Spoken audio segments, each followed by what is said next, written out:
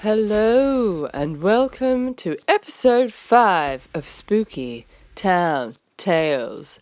Tonight we will be discussing all things If you don't know what that is, that's the X-Files theme song. It was pretty good if you ask me. Just like.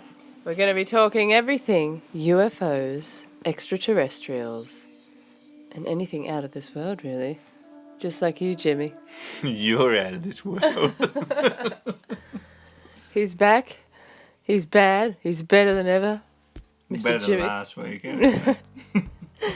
Mr. Jimmy Bug is back in the spooky seats, joining me this evening to fall down the rabbit hole that is this topic. It's quite a controversial, conspiracy theorist kind of topic. It is. Wouldn't you say? That's where they enjoy to dabble in the conspiracy theories like you wouldn't believe. Yes, yes. And I myself will be dropping some of my conspiracy theory bombs on you tonight. And then you can stew on those for a bit and see what you reckon. See if I blow your mind. So welcome back yet again.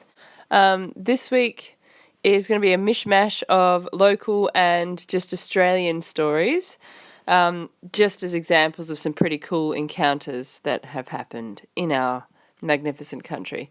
So I'll be sort of jumping to and fro, both local and nationwide encounters. Yeah, excellent.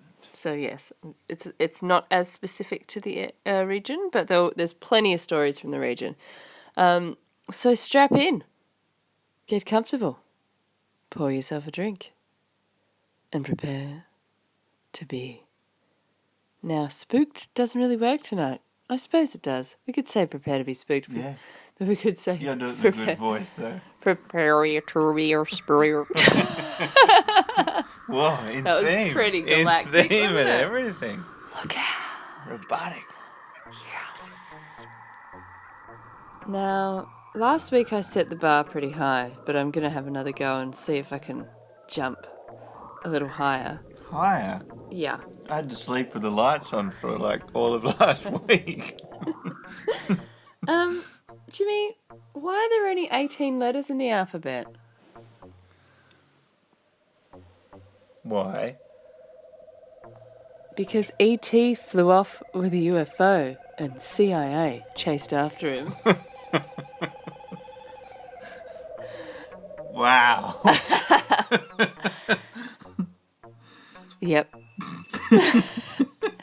You're welcome. That's a rip. You are welcome, my darling listeners. Right, let's get on with the spooky stories. Please do.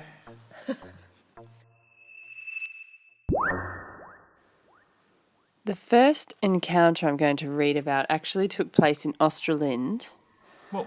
and this was in 2014. This occurred on a mostly clear night at around 6:45 p.m, and the eyewitness was standing, looking west, when he saw the sky light up. He immediately thought it was a meteorite because there was sort of sparks and a fiery sort of appearance to this illumination. So it looked like something breaking through the atmosphere, like you would see during a meteor shower. So it definitely was something entering the atmosphere from what he could see. However, as the flash sort of dissipated, there happened to be like an aircraft of some sort in the spot where the light flash had stopped. The lights on this craft didn't look the right colours of a normal aircraft. So that was another little alarm bell. So it was like, what? That thing is right where the light stopped. So you normally have like blue, red, and white in most scenarios, I think. I think so. I'm not 100% sure, but he just said the colours weren't right. Yeah, right. Of the lights. So it didn't seem to be a normal aircraft, and then it began travelling north for about 5 seconds before it disappeared for about a second, and then it reappeared a significant distance further north from where he'd just seen it. Whoa. So it seemingly vanished, then reappeared like a good 20k away, he reckons, in the sky. Right. So it only stayed visible for a few more seconds after that, and then it disappeared completely. Now, the creepy, weird thing about this experience is his partner was driving home at the exact time he saw this. Yeah. When she gets home, she gets out the car and says, I've just seen the weirdest thing in the sky while I was driving home. Describes the exact same thing to him. Whoa. Yeah. So they've both seen it at the exact same time, both described it exactly the same. He saw more because he wasn't driving. Yeah. So he's was able to determine how many lights and the shape of this craft. Yeah. So he also saw later on, because obviously once you've seen something like that in the sky, you do tend to be looking in the sky more often. I mean, you're like, what the frig was that thing? He'd obviously been checking out the sky another night. Yep. Shortly after this, and said he saw something weird again. Whoa. But this time, rather than seeing it come in like a meteorite or whatever, through the atmosphere. it was a sequence of flashing lights that would appear, disappear, then reappear way off to the west, then disappear, then reappear off to the north, and just would shift and move super rapidly, vanish, then reappear. Which I've seen that sort of thing myself, because I used to sit out the back on the back wall. Yeah, and you'd see these weird lights that would seemingly appear and then vanish, and then they'd reappear really bright, move around in sort of a zigzag shape, and then disappear again. Yeah. So this is similar to what this bloke's seen. Whoa. So that's pretty cool. That's really cool. Considering that his partner saw this exact same thing, just confirmed it for him. Be enough to freak you out, though. Yeah, he's like, what the hell was that? Yeah, and then someone else tap on your shoulder and go, hey, did you see that? And it's one thing to see it and then sort of, you do sort of go, okay, well, it was a meteorite. Yeah. Something's come through the atmosphere. I've been lucky enough to see it happen. But then to be following it with your eyes and see the light disappear and then have a craft then suspended in the air, that's pretty weird. And even weirder, it was at 6:45 at night. So, you couldn't even put it down to... No. You're not overly tired at that time of night. No, but it depends what time of year too, because it'd be weird if it was more... I believe it was summertime. Yeah, so it'd be... So it still would have been a bit light, not too dark, yeah. Yeah. Very interesting. Very interesting. So that one was in Australian residents. Keep an eye out in the sky, out towards, I believe it was towards the ocean, looking west towards the ocean, towards the sea. Very cool. Yeah. So that's the pretty friggin' weird. Yeah. So that's in the Australian area that was witnessed. This one's pretty good, and this one might actually sort of strike a nerve with you because you spent a bit of time out in that neck of the woods. You might actually know where he's talking about. I don't know where he's talking about, but this took place in the Boddington area. Oh, okay. Driving inland towards Pinjarra, this one. This took place, first time it was in 2009, and that would have been before you started working in Boddington, the year before. Yeah. Yep. Oh no, you would have been working out there, because you started working out there in 2009 when I was pregnant with Scarlett. Oh, would have. Yeah, you would have been out that way. Yep. Okay, so this took place, Jimmy... Wasn't me. Wasn't him. Not that I know of. But he was working out there every second week for a while.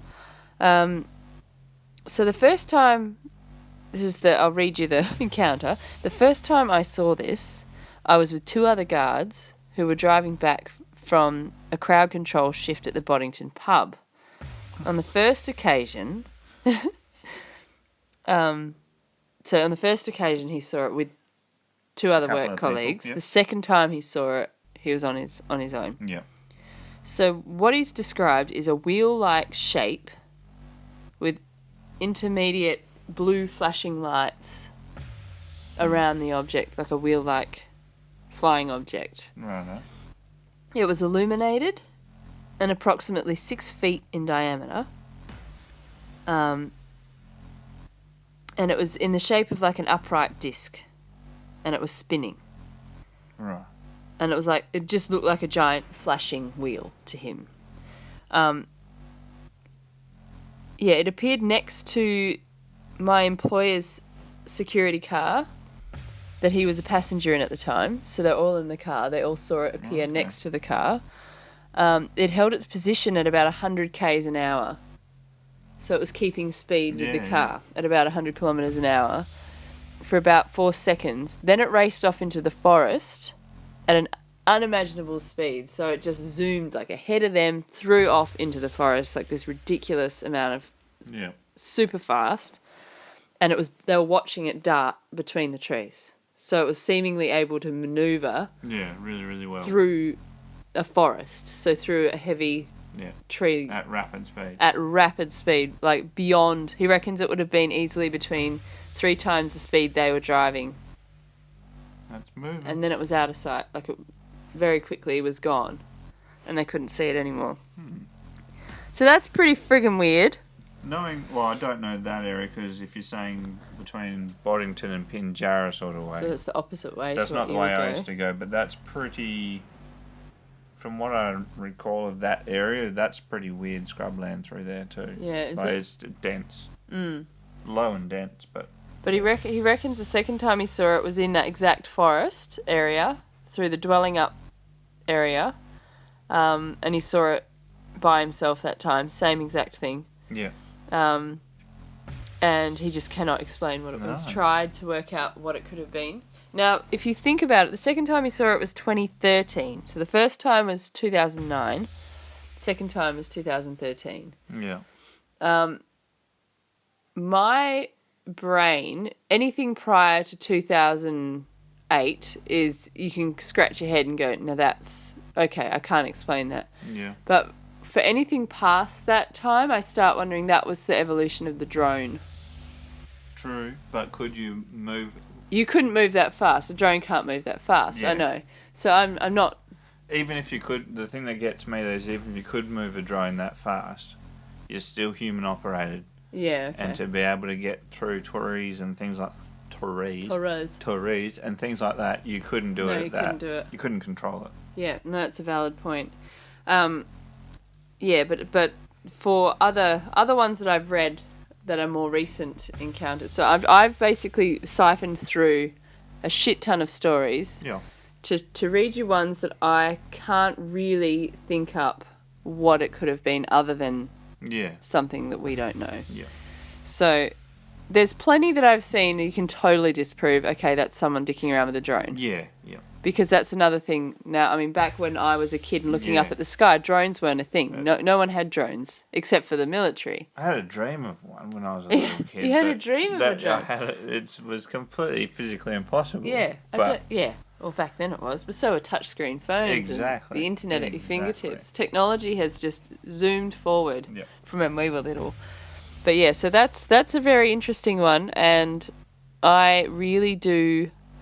I can't think of what else it could have been to move that fast. And to be 6 feet in diameter, that's quite large. Well, 6 foot's... Yeah. It's like the size of... It's pretty big. A tall man. It's not something that you would miss if it was running alongside you at 100 k an hour. Spinning alongside you. Yeah. Now, what freaks me out about this story, it's sort of... it got a memory... going through my head, picturing what he was saying about it darting between the trees. Because when I was a young lassie, my mum would take us to her mum's house, which was up in Kalamunda. Usually if she was a bit wanting a break and a bit fed up, she'd take me and my brother and we would go up to visit Nana. Yep. And the other 3 would stay home. So we would go up to her mum's house up in Kalamunda. And this one particular night, she'd had a really rough week and was upset. So she said, "Come on, quick, let's go. I want to go to my mum's house." As you do.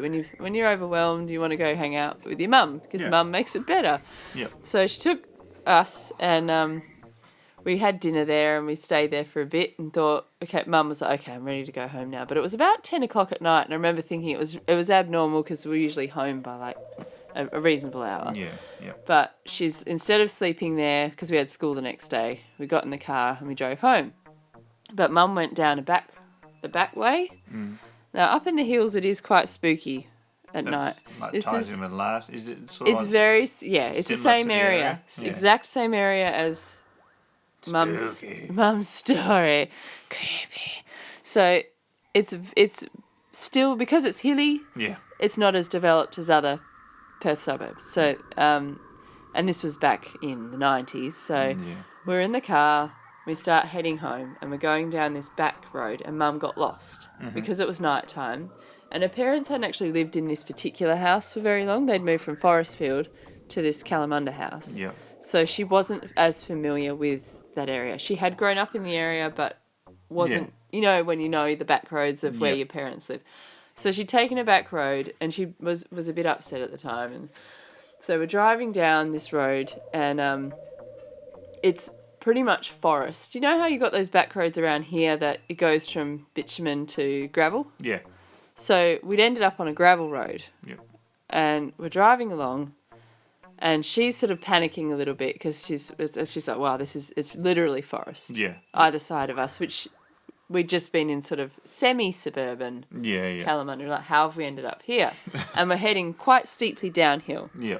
So we don't know where we're going to wind up, but she's just following her gut and heading towards, you can see the lights down into the city from there. Yeah. So she's following this road, just heading, hoping she'll end up on a main road or something.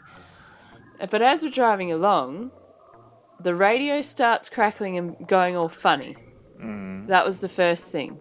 And so Callum's in the front from memory and he's trying to turn the dial and get it back to normal. Yeah. Then we all notice a light, like a beam from like a search helicopter, and it's shining. We can see it zipping through the trees really fast, and we're thinking, Jesus Christ, there must be someone running through the forest that they're trying to catch. But then we all commented, that's moving really. I've never seen a search helicopter move that fast, because we're pretty experienced with what search helicopters look like, having grown up in Marangaroo. It was a weekly thing. You'd see the light come down, you'd hear it come over, you knew what it sounded like, you knew what the light looked like. This was not the same. So it was a bright blue light that was getting wider and wider as it was getting closer, and it went from zipping side to side through the trees to doing a big massive circle. And we're watching this circle getting closer and closer to the car. Then Mum's car starts sputtering. And then before we know it, this light is just going round and round and round, faster and faster around our car. Mum is completely freaking out. As you would. Callum's freaking out. I'm freaking out. We're all like, what the fuck is going on? Because it's literally this so bright, this light. Mum's already lost. Yeah. And we're thinking, is it the cops? Because by this stage, there's this, you can hear this kind of noise. I'm like, okay, it's obviously a helicopter. It's got to be a helicopter. What else could it be? And then, gone. Like silence. No light, no noise, gone. What? Cars back to normal. We continue down the road. Then all of a sudden, we've ended down the gravel road. We're on a nice quiet street that's actually a bitumen road, and then we're back in civilization. What? So whether or not it was maybe that we got to the edge of it, like we were getting away from the forest, it's like, oh shit, they're nearly in civilization, we better leave it. We might get seen. Or it could have been a search helicopter, maybe that, I don't know. But I've never been I have been directly underneath a search helicopter. I shouldn't say I've never. Purpose. Not on purpose. I'm not a villain, I promise. I am not the Claremont killer. No, I was pretty X-Filesy though. It was mega X-Filesy. That's crazy. We got home and we were all just like, what the frick just happened? And then you shut it out. You're like, okay, let's just all pretend it didn't happen, because so many people. This is why I'm doing this show. Countless people have told me stories, but then have said, but you can't talk about it. You can't share it, even if it's anonymous, because I'm terrified people are going to hear it and they're going to know it's me. Yeah. And I totally respect that. Yeah. But it's so crazy how our society has got everyone so frightened to even question. Yeah. What was that? And it's funny you should say that, because ever since you're going off on a tangent, sorry, but ever since last week when you managed to be on the ABC radio, which congratulations for. Thank you. Talking to a few guys from work and about what we were doing, and that then turned into, I've got some stories. Yeah. And one of the ones I picked up when I was doing a bit of a chin wag at work, as I tend to, there was one of the guys had a mate who used to do drilling out in the northwest for This WA? in WA. Yeah. But it was up north somewhere. Yeah. Quite remote. I think he said it was more out towards Meekatharra way, but I'm not sure. Mm-hmm. And yeah, his story was that he'd been driving along some back roads towards the camp where they were staying, and they had to drive along the side of a salt pan, basically, like a big salt lake with nothing in it. And as they were coming along the side, the road veered off and then cut back towards the salt pan. But just as they were coming up to where it was starting to veer away, they had a set of headlights come up behind them, and it was starting to weird them out because they were acting quite peculiar, and it was freaking him out a bit. Like a bit of a Yahoo. Yeah, just a local yob. Yeah. Bloody yobs. And he was saying that they were just constantly like getting closer and closer and starting to get quite aggressive. And then they took the right-hand turn, which was obviously veering away from the salt pan, and the lights were gone. And they thought that was a bit odd, so when they started coming back towards the salt pan, they could actually see on the salt pan the headlights, thinking it was quite odd that they were there. Yeah. Then, because obviously the passenger had a clear view of what was going on, once they turned back onto the sort of following the edge of the salt pan again, the headlights were right behind them again. Holy shit. And it was more creepy for them, it was so vivid. Yes. That they could see, look like a proper yobbo doing some weirdness of chasing him down, basically, like a lunatic. As they pulled into the camp, the lights were gone. Couldn't see them at all. And couldn't hear the car? Couldn't hear it, couldn't... Like hear a car taking... Absolutely nothing. Far out. But the weirdest thing was they went back the next morning to check the salt pan where they'd seen the lights go across. Yeah. There was nothing. No tracks. No tracks. Far out. Yeah, so that was a bit of a weird one that I got told at work. That's super weird. Thanks to your show, Shane. Yes, see, people, more no, stories. You're safe with me. You're safe with us. You can tell us this stuff. We're not going to judge you because we are open-minded about this. You have to be. You got to be, man. The truth is out there. It's out there. I want to believe. Build it. If you build it, they will come. Now, that actually is a very good little segue. Oh. That story, because I have been reading several stories about a very similar thing. Yeah. People think there's a car behind them on the road, like vivid bright headlights shining in the back window. Yeah. Tailgating, coming right up close, and then seemingly vanishing. Yeah. Or the few weird ones, they go over the top of the car and then zoom off in front of them. So then you kind of go, that's not headlights. Now, just a heads up for you Greenbushes area people, because just want you to keep an eye out. Again, you got a spooky area, guys. Yeah. So many people have seen these lights either driving to that area or back from, but in the region of Greenbushes. So you got some weird shit going out there in Greenbushes. There's some night trips in Greenbushes. But there have been several documented encounters of these strange lights that show up on roads behind cars, and people think it's a car, and then they just disappear. And no, they don't turn off, and there's usually about 3 or 4. It's not like it starts off as 2 or 1, and then it sort of breaks up into multiple lights. It's several of the ones that I've read. Yeah, right. And I've got one here I'm just going to read that's from a Donnybrook resident, and this actually happened to the grandparents. Oh, okay. So this has been going on for a while. So my granddad and grandma lived out in Loudon. So this one isn't Greenbushes, but this is around this area. So my granddad and grandma lived out in Loudon when they were first married. They were driving home from a dance in Donnybrook one night when Granddad noticed a bright light behind them in the distance, like a headlight. But it wasn't on the ground. Then the radio in the car went haywire, and the car started to slow down. He felt like something was pulling it backwards, like he was towing a really heavy load. He fought it by putting his foot down, and it didn't let up until the bright light behind them suddenly disappeared. Whoa. So it's almost, yeah. Yeah.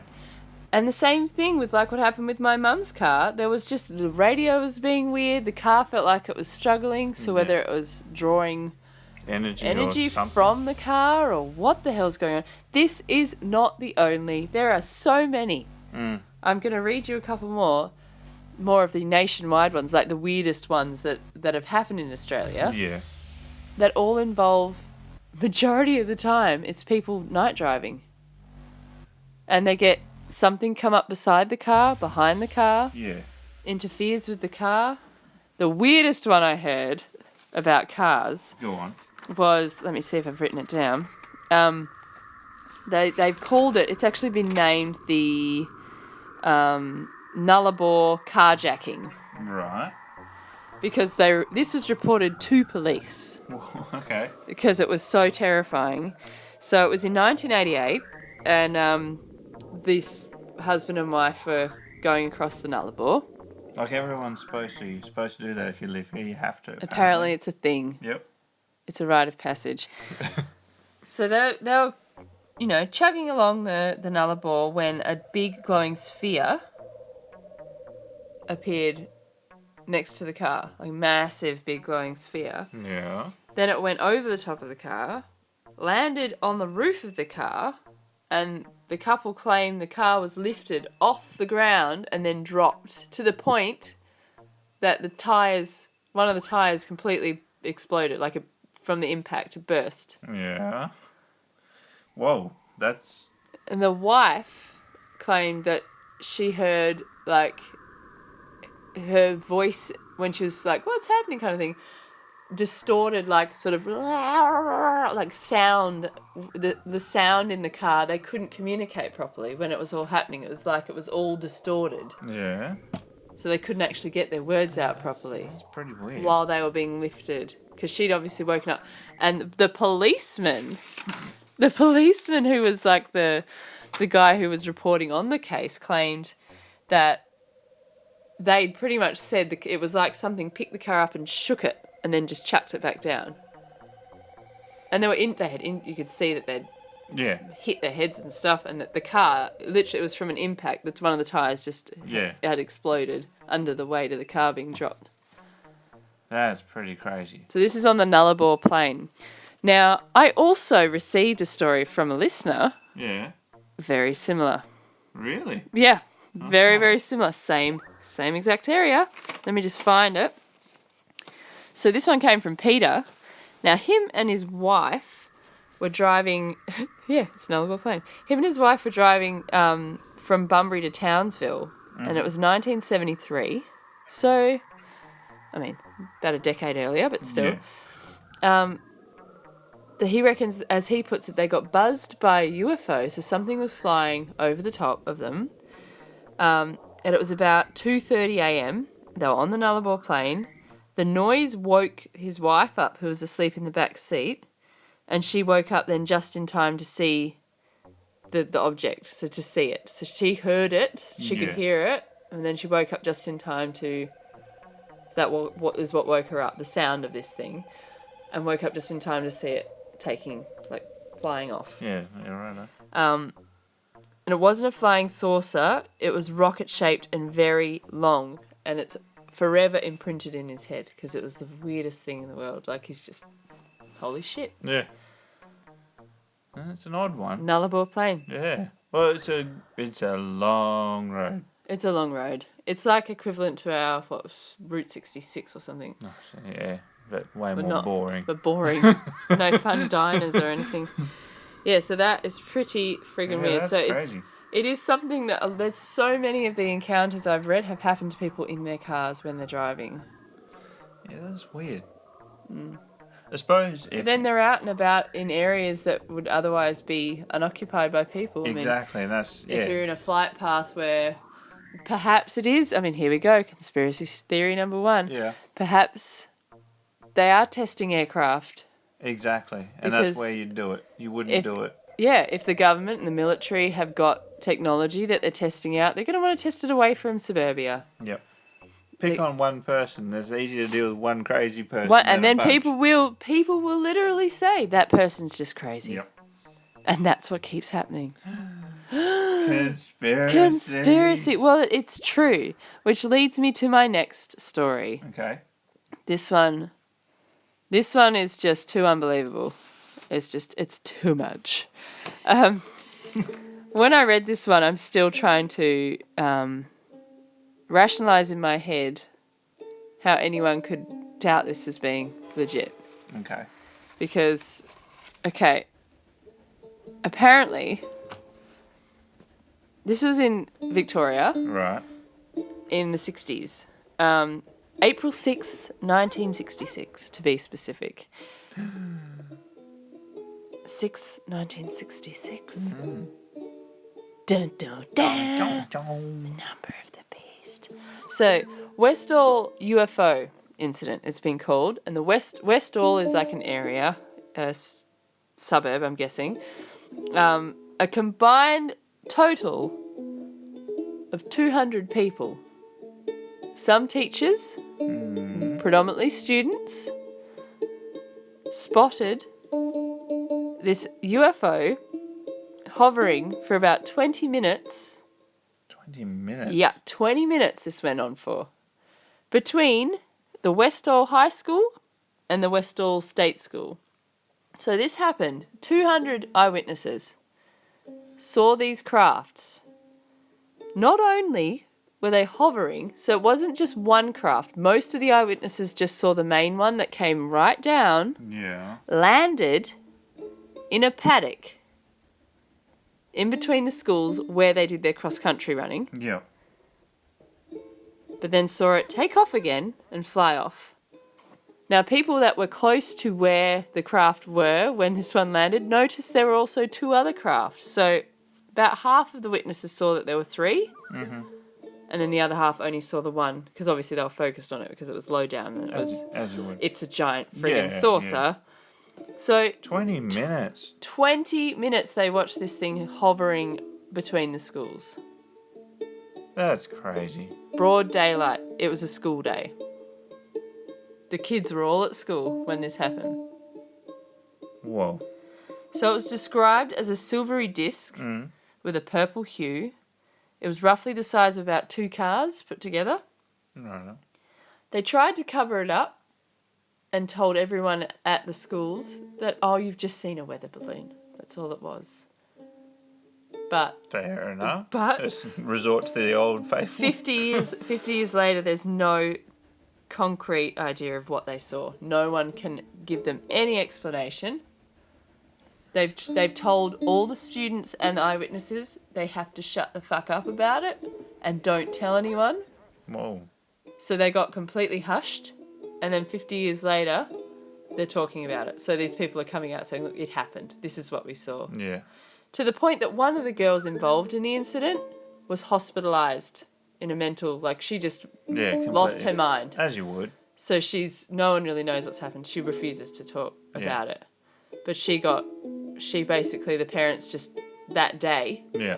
disappeared, took her with him, and no one heard from her again. Whoa. Because she had been...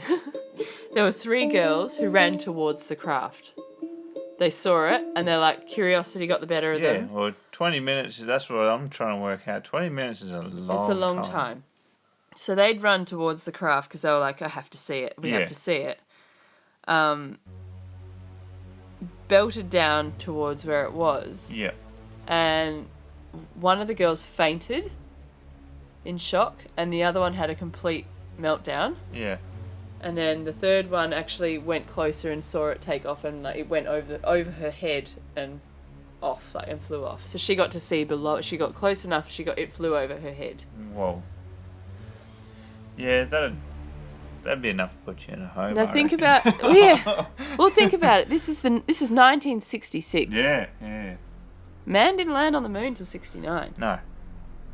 So there's no. So space and everything, all that people knew of space was like really bad horror movies. There's like rumours that we're looking at going to space. And anything alien related was, it was still very much, bad guys, they're going to come and get you. Yeah. There was no knowledge of anything. Yeah. We hadn't even got to space yet. That's crazy. So can you imagine these poor kids? No, absolutely. So even now as adults, you can look it up. There's actually a video, I think one of the major channels interviewed them. Yeah. The eyewitnesses of this. So there is a few interviews if you did want to look further into that one. Watch that one. That one sounds awesome. Yeah, so friggin' weird. Yeah. So weird. Now there's countless stories about like a black triangle shaped craft as well. All over the world, people have seen this weird triangle shaped craft. Now, when I think of that, I think of military airplanes. Yeah. Because I've seen footage and photographs of air bases with these triangular shaped aircrafts. It makes me think that they're testing out different, like I said earlier. Yeah. Those sorts of ones, I tend to sort of think perhaps it's... Well, those stealth bomber planes, they're very triangulated things. And if you're an everyday person that's none the wiser that these sorts of crafts are being tested... Yeah. Or have been designed or whatever, and you've got an idea of an aeroplane, cylindrical, it's got the little wingy bits on it. Yep. A helicopter's a big circle thing with a windy with a whirly bit on top. But then at the same time, one of the stories I have, which was from a Donnybrook resident, and this actually took place in where she came from, which is in the UK. So she's from, I think it's Kent in the UK. Yeah. And she said, walking down the road in Kent, looks up, and there's this black triangle flying through the sky. She said it made no sound. Really? Like zero sound. Yeah. There were lights on it, and she just sort of stopped and went, what the hell? Yeah. Same time of night. Like 6:45 at night. Yeah. Perfect time to test. Yeah. Aircraft. Yeah. And also too, just you mentioning that the no sound thing, I do recall there being a lot of research into flying with no sound, because that's the submarine of the sky, isn't it? If you can't be heard at night time, you're winning. So tell us what you think. Yeah. Now, a good documentary that's on Netflix at the moment is the Bob Lazar story. That's an interesting one, and that delves into this whole theory that the government knows more than any of us know, and that for years they've had technology they don't understand, and that they're perhaps testing out this technology, and a lot of the time what we're seeing is that, not actual extraterrestrials, if you will. I do need to watch that one. I have seen that's on Netflix. Yeah. I'll have to watch it's that very one. interesting. Yep. But I mean, the amount of things you do hear about being told not to tell anyone, to keep quiet. I mean, I've been shushed at things. I've been told when I've been a witness of things, just to shush, don't talk about it. Yeah. Even with like things that aren't bizarre and abnormal, like just with everyday things, just no one needs to know, just be quiet. Yeah. It happens regularly because no one wants feathers ruffled. The society doesn't want us asking questions. No, the government does. Yeah, well, they can't keep us in line if we're questioning. Exactly. Keep the box. Yeah. So sorry, again, getting pretty heavy on the show this week. But, I mean, that's what it's all about. That's what we're here for. We're here to ask questions. Tell you weird stuff. Tell you weird stuff. Be brave to go where people aren't willing to go, because I friggin' love it. Yeah, it's proper interesting stuff. Yeah. Now, are you ready for my... I had a bit of a revelation, which I've been brewing for many years. So I've been reading about people's encounters with extraterrestrials. Right. And the descriptions of these beings. And just something has stuck with me. Because I'm someone who, Jimmy knows, I will read and research anything and everything. I love history. Yep. I love science. I love parapsychology. I really like anything that challenges my mind. And because of that, I see and I look for patterns in things. I'm someone that likes to sort of look for patterns, look for ways to tie things together. Yep. Something I have noticed, and this isn't brand new, fresh. Other people have had this theory as well. But of late, I've been seeing illustrations of people who have claimingly they've seen something, a being, been abducted, have experienced something they couldn't explain. The descriptions of a couple of them and the drawings, the eyes, not your trademark almond eyes. There's several with these large circular eyes that take up the entirety of the face that go right to the edge of the face. So like two large discs that sit on the face. These ones have been prominent in a couple of... There was one, it was an Australian abduction. Yeah. When I read that one and I saw her drawing, my blood ran cold. Yeah. Because I was like, holy shit, okay. It just, my Matches. brain... The pattern. My brain went to cave paintings. Aboriginal cave paintings. Very interesting. The people, the beings, the star beings, that thousands and thousands of years ago, these paintings were done on the walls of these beings, right? They match her picture exactly. She said it was this tall, long creature, the eyes with massive circles that went all the way to the edge of the face. Yeah. It's so... Very interesting. That's a different way of looking at it. So rather than them being things that have come here, what if they've been here the whole time? This is my theory. What if they're ancient things that have been here the whole time? And yes, they have access to technology or just ability to sort of manipulate things like gravity and stuff that we don't understand how to do yet, but they're so ancient that they perhaps already know how to do all of this. Who knows? This could be why the Aboriginal people have worshipped them, why they're in the cave paintings, why the Egyptians have. Because if you look at Egyptian hieroglyphics, there are also references to sky beings and beings that do look very similar to those that are featured in Aboriginal cave paintings. And they're these large-eyed, bald, very slim beings that they don't have noses or ears. Interesting. Very interesting. But it also, the other thing that it reminded me of, now this was the Cahill abduction, her description reminded me of Featherfoot. Ooh. Now, Featherfoot have been described as just being men, like very tall, slim men, but I've also heard the description pretty much identical. Tall, thin, long arms, black sort of shadow shapes. Yeah. She even said they had red eyes. Sam Squatch. But these things, like regards to the Featherfoot, it took me back to an incident that I had heard about when I was a teenager in the Cervantes. Yeah. Now, they'd had UFO sightings up there as well, but the weirdest thing they'd had is multiple people had been out in the dunes up to the mischief. As you do, you go out in the dunes to get up to mischief. In the kill time. At night time, and had been chased by three beings all the same sort of height, very tall, like 7 feet tall, Yeah. very skinny, large heads, and they kept pace with them, so they couldn't outrun them. If they stopped, they would stop. Yeah.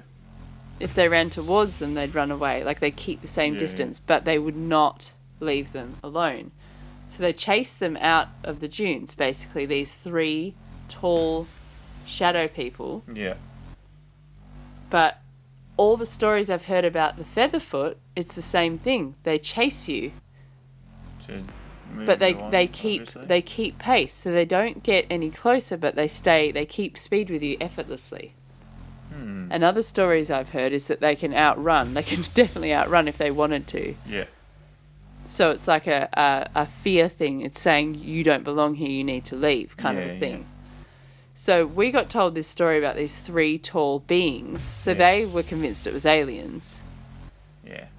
But then when I've heard all these stories about the Aboriginal, there's so many folklores of these that they are adamant, like local Aboriginal children get raised with these stories as cautionary tales of, you need to do the right thing, because it's like their law. Yeah. If you do the wrong thing, these people, the Featherfoot, will catch you. Will get you. Yeah. They're basically assassins. Yeah. There's I think it's the Kadachi man, similar kind of person, like an assassin who comes and he settles debts. So if you've done something wrong, he'll punish you. Then you've got your other little creatures like your Wadachis and all that sort of thing. Yeah. But the Featherfoot, the description, match the way they moved, the way that they sort of chased these people out of the sand dunes. It wasn't just one person that witnessed this. There was multiple people who had reported seeing these weird beings in this particular area of Cervantes. Yeah. And they'd chase them, but they seemed to keep pace with them. That kept me awake at night when I heard that one. That's pretty scary. Tall black beings. Very interesting. Matches the description of this other woman who claims she lost time, and she said as she was remembering seeing these tall black beings. Spooky, but cool. Very spooky, but it could be ancient. Yeah. It might not be. Half of the stuff that people are having might not necessarily be your cliche advanced technology, flying saucers sort of things. It could just be we have ancient things living here that we don't understand. Yeah. And when it happens, it's generally in the wee small hours when obviously maybe these things are always there at that time. Yeah. And it's just that a person happens to chance by them because they're out and about at an ungodly hour. Yeah. Who knows? But that's my theory. That's a good theory. That's my theory, that it's tied in with some ancient powers that we don't know about. Yep, I'm getting pretty out there tonight. No, it's worth it. Do it. Yeah, so there you go. So have a think about that. What do you think? Do you think we're getting visited by people from other planets? Or do you think that maybe they've always lived here? And maybe we just didn't notice them? Who knows? Who knows? Give me a feedback. I'd love to hear what you think. Heck yeah. You can be as crazy as you want. I mean, you hear what I talk about. I'm not going to judge you. I'm going to love hearing your opinions. I love all different opinions. Now, on that note, Jimmy, how do you get a baby alien to sleep? How? You rock it. Thought Thought I'd lighten it a little bit. That's a good one. Before we round up the show. Lighten it a little bit. Got a bit heavy there. Sorry, guys. What happens when you cross an alien with something white and fluffy? Don't know. You get a Martian mellow. Oh, that one's really bad. That's terrible. That one's terrible. I can't go out on that one.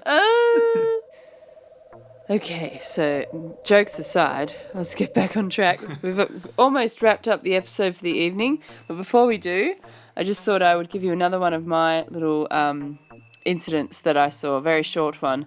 When we were living in Marangaroo, one evening we all saw, the whole family saw, this bizarre orange cigar shape thing. A glowing thing, and it was north up towards like Kingsley kind of Kingsway area, and it hovered sort of upright, which is what was so weird. That like would have been weird. So That's not the way an aeroplane it wasn't flat, like it wasn't a cylinder, it wasn't a long cigar sort of flat. It was upright, like a dash in the sky, and it kind of just gently was sort of going left to right, and then eventually it just went and shot straight up, Whoa. and then vanished. So even Dad saw that one. I wonder if he'd talk about it. But I remember just thinking that was one thing, because I was always looking to the sky to see things, but the ones I'd seen before that were more like light, so you could sort of go, okay, maybe it's a satellite or it's a star. But this was one of the ones that I saw, and I just thought, what the hell could that have been? Because it was an orange cylindrical shape. Yeah. Very strange, in the 90s. Very weird. Late 90s it would have been. Yeah. So that was super duper weird. But I can recall several people talking about, and recently I found out that a few other people I know around the same time experienced a sleep paralysis that involved aliens. Okay. And not the old hag. Not the old hag this time. Or the top hat creep like I had. Yeah.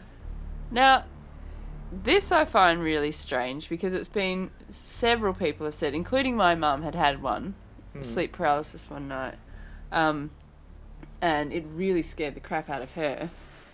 She'd seen your cliche grey, Yeah. Yep. as they call them, the greys. We're going to be doing another episode more on this topic. There's just too much to cover in one, and I've got lots of stories coming in. This was, it was a being, and I've got a friend who's had the same thing, and then another woman's told me she's had the same thing, where it's been like an incident of sleep paralysis where she's been unable to move and speak, and there's been this being at the end of the bed watching her, seemingly being, she assumed, the one that was doing it to her. Yeah, yeah. But since I've explained sleep paralysis to a few people I know, they've kind of, it sounded just like sleep paralysis. Yeah. I said, well, then maybe you've hallucinated seeing Something. the being. So there's a possible explanation for it, but strange that it was, they were seeing an alien. Thing. Yeah. Yeah. And in my youth, my brother said he saw something on his windowsill, and there was this is what freaked me out for like years. Yeah. I lost sleep because we all saw this massively bright light, woke us all up, coming from Callum's room, and it was coming like straight through under the door. He was screaming, and we still can't work it out. And I don't know whether he would talk about it still, but Mum said, she's told me that he claimed he saw a little alien man standing like pressed against the window, and there was this vibrant light shining in from behind it. He was so friggin' freaked out. Yeah. We were freaked out because I'd seen this vibrant light. It was so bright it was coming through my window. It woke me up. Yeah. And then I heard him screaming, and I don't know, I think it was either Amber or Eden, one of my other sisters saw the light as well. Yeah. And so we're all like, what the hell was that? I mean, you can't share a hallucination with other family members and wake them up with a light. No. It's a very one person thing. The only other thing I thought of is that it was a prank. Is that someone's pranked him. Yeah. But you'd have to have some pretty mean friends to do that. Yeah, but you know what? That neighbourhood, there were some nasty shitheads. I had a bloke come in the backyard, bang on the window to freak me out and go, "Donga, y'all." Like, that's literally the noise he made. That noise stayed with me. You've still got it. I still can hear it in my head. So there are people that are pretty nasty. And this was the 90s. Yeah. And, you know, every single royal show you could buy an inflatable alien. Yeah. So the part of me thinks, was it someone being a shit and pulling a prank with a spotlight? Who knows? Or was it something else? Have you ever seen or had weird things occur involving bright lights or beings appearing to you in your room? I mean, imagine being a little kid and having that. No, you wouldn't sleep. You wouldn't sleep. Not for a long time. And to make matters worse, my older sister decided to paint this massive, big painting of an alien, like, abduction scene with barbed wire and blood dripping and a big alien face. And that was in our games room. We grew up with that in the game. It was really well painted, but far out. Friggin' terrifying. How funny. Thanks, Amber. Yep. So another popular theory behind what UFOs are is little solar flares or Swamp gas. swamp gas again. Swamp gas. I'm not even joking. It is literally it is swamp gas. And obviously our atmosphere is made up of different gases and whatnot, and that things do come through sometimes. And I mean, there was a weird one. There was a weird thing that fell through the sky and people saw it and, oh my God, what the fuck was that? But it turned out it was just like a meteorite Okay. thing. But if you've never seen one before and you see it pelting through the sky, Yeah. that's understandable. But it's the ones that move in geometric kind of shapes and seemingly have complete control. Yeah. Or lift cars up. Yeah, shaking your car's not Shaking great. your car's not great. But yeah, there's multiple theories. If you have a story or if you've had an experience regarding a UFO or some sort of weird extraterrestrial being or creature that you've seen, I'd love to hear about it. Strange lights. If you are one of the people in the Donnybrook, Argyle region that witnessed the craft that hovered over, because I've heard several people have said yes, that did happen. Multiple people saw it in the town. It wasn't just one person. The UFO from our first episode that we talked about. Yeah. Several people have got back in touch with me and said, yes, that happened. Really? Most of the town saw something. Oh, so cool. So that's another one. If you are a Greenbushes person that has had the lights chase you down the road, I want to hear from you. I'd love to hear how many more people have seen these weird Greenbushes lights. Yeah. I want to hear your stories. And if you just have any weird story, non-UFO related, I want to hear them still too. You know how to get in touch with me. Hop on the Southern Paranormal page, Spooky Town Tales, and message me there your wonderful story. If you do not have Facebook, you can email me at audreybramble@mail.com. That's audreybramble@mail.com. And I would love to hear stories. Any stories you've got. Spooky, the spookier the better, the weirder the better, and I'm completely open. Even if it's just a weird dream you've had that kind of came true, or Reoccurring dream. reoccurring dreams. Yeah, haven't done that yet. Doppelgangers. Yeah. Anything. Send them in. Send them in. I want to hear all of them.